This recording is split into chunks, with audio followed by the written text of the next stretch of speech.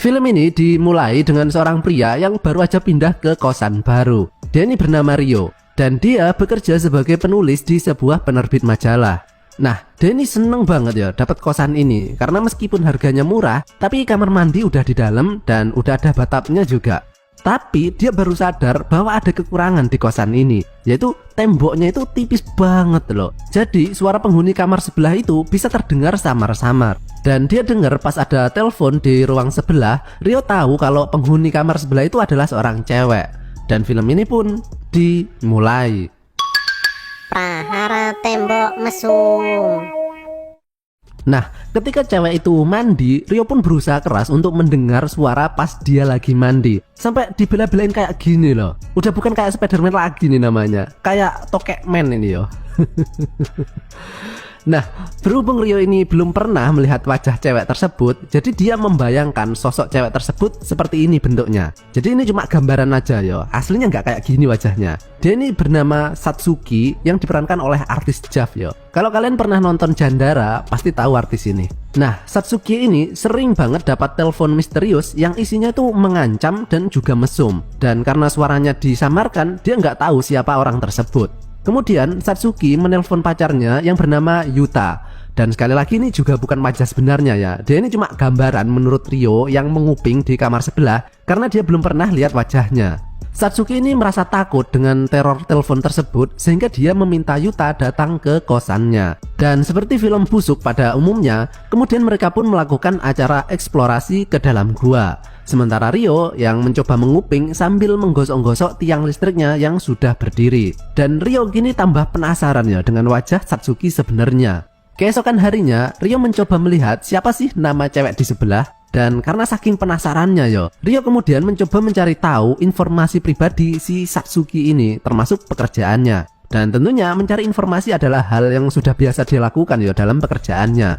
Rio mencoba mencari kesana kemari di sekitar sini orang-orang yang punya nama persis seperti di tulisan di kamar cewek tadi. Dan ketika ia sedang makan di sebuah warteg, kemudian muncul seorang pelayan cewek yang namanya persis dengan tulisan tadi. Dan inilah wajah Satsuki yang sebenarnya. Yang master perjavan pasti udah kenal ini siapa artisnya ya. Nah, melihat Satsuki yang ternyata cakep ini, kemudian Rio pun langsung kesengsem ya, langsung tertarik. Tapi Rio ini pinter ya, dia tahu kalau Satsuki sudah punya pacar dan juga Satsuki kan sering diteror tuh. Kalau Rio tiba-tiba kenalan, takutnya ntar malah dicurigai sebagai orang yang menerornya tadi.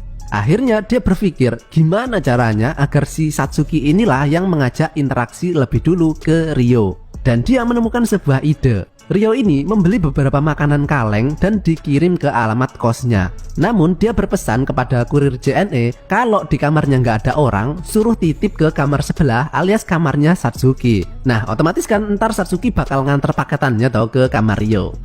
Pintar juga ini kadal plastik. Bisa ditiru ini ya tekniknya. Dan sesuai rencana, Satsuki kemudian mengantar paketannya ke kamar Rio. Dan disinilah kemudian mereka berkenalan. Rio kemudian berbahasa basi ngasih beberapa makanan di paketan tersebut kepada Satsuki.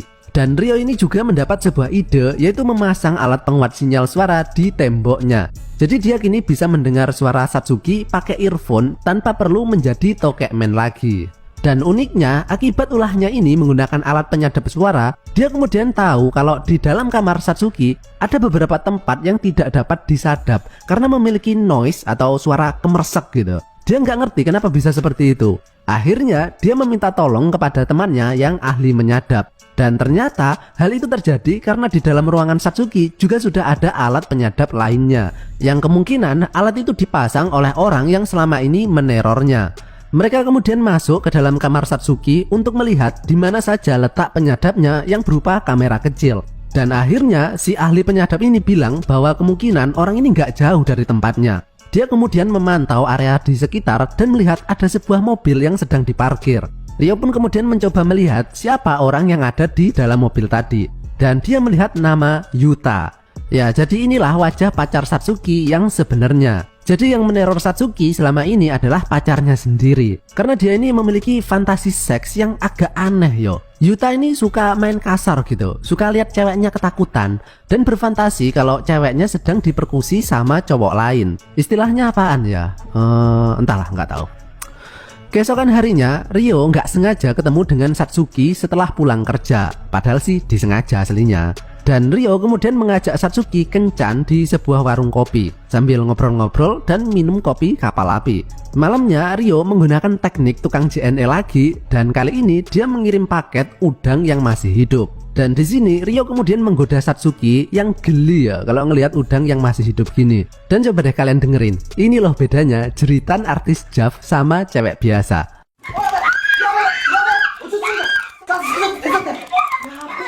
Itu belum diapa-apain loh. Dengernya itu udah bikin nafsu makan meningkat yo. Aduh. Mereka kemudian makan malam bareng, tapi Yuta yang tahu kalau Satsuki nggak ada di kamarnya kemudian marah dan menelponnya. Satsuki kemudian pulang dan beberapa saat kemudian Yuta datang dan langsung menggenjot Satsuki dengan sangat kasar. Ryo yang mendengar suara mereka kemudian menjadi jengkel dan berpikir gimana pun caranya Satsuki harus putus dengan Yuta karena dia ini cowok nggak bener yo. Akhirnya Ryo bareng teman-temannya merencanakan sesuatu. Ryo mengajak kencan Satsuki sampai malam, sementara teman-temannya menyamar dan masuk ke dalam kamar Satsuki yang nantinya pasti akan dipantau lagi sama Yuta. Nah, di sini mereka memainkan drama seolah-olah Satsuki itu terlilit hutang dan sedang dikejar-kejar sama debt collector. Dan karena Satsuki nggak bisa bayar, kemudian debt collectornya mengambil HP Satsuki dan melihat bahwa Satsuki punya pacar yaitu Yuta. Nah, debt collector tersebut kemudian ganti mengejar Yuta untuk menagih hutangnya, yang kemudian membuat Yuta ini ketakutan ya. Beberapa hari berlalu dan Yuta kini sudah nggak pernah muncul dan menghubungi Satsuki lagi. Dan ketika Satsuki pergi ke apartemen Yuta, ternyata tetangganya bilang kalau Yuta sudah pindah beberapa hari yang lalu. Jadi rencana licik Ryo ini berhasil ya. Yuta kini diperas sama temen Ryo tadi, sedangkan Satsuki kini otomatis menjomblo karena Yuta yang ketakutan tadi meninggalkan Satsuki tanpa ada kabar sama sekali.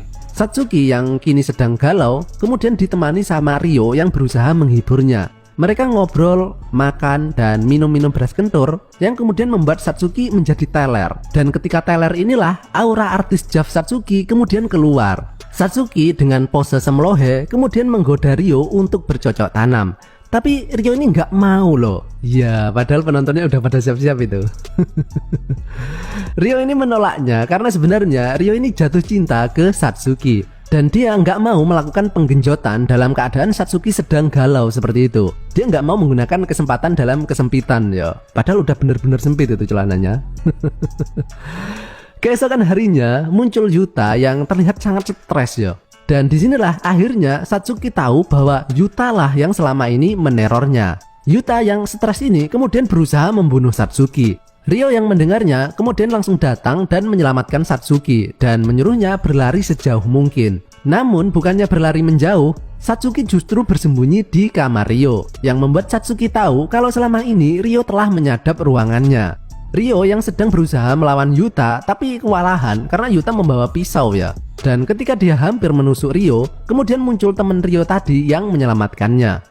Ryo kemudian kembali ke kamarnya dan meskipun Satsuki tahu kalau Ryo menyadapnya, tapi dia bertingkah seolah-olah tidak tahu. Karena Satsuki berpikir kalau Ryo orang jahat, pastinya dia sudah mau melakukan penggenjotan kemarin. Dan besoknya karena Satsuki kini tahu kalau Ryo itu pasti sedang menyadap suaranya, dia justru sengaja mengobok-ngobok bikang angetnya dan membuat suara-suara yang bikin menelan ludah yo. Dan ketika Ryo sedang mengamplas batangnya, Satsuki justru datang ke dalam kamar Ryo dan akhirnya pertempuran antar galaksi pun terjadi. Dan film ini pun berakhir.